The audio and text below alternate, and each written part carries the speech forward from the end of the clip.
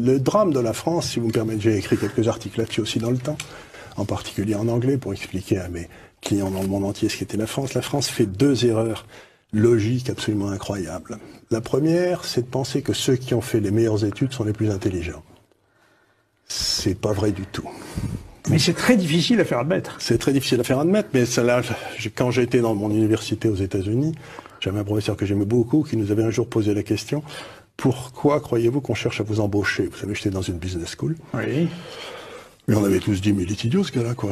On cherche à nous embaucher parce qu'on est les meilleurs. Mais enfin, oui, on pensait que c'était évident. Et il nous a dit non, pas du tout. C'est que vous avez suivi des études, vous avez 27-28 ans avant, et donc ça montre que vous n'avez aucun caractère.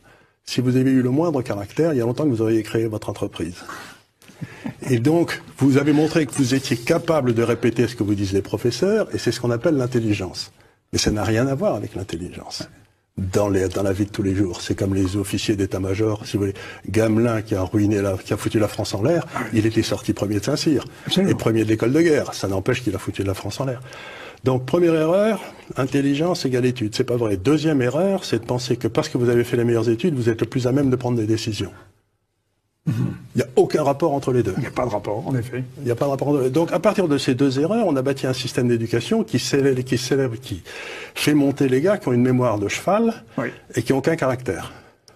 C'est les deux caractéristiques des élites françaises. C'est terrible quand je vous entends évoquer mémoire de cheval et aucun caractère, je pense à Bruno Le Maire. C'est plus fort que moi. Mais exactement. Regarde, tout à fait cet homme qui vient de nous expliquer qu'il va réformer les entreprises françaises, alors qu'il est incapable de gérer son compte en banque, quoi.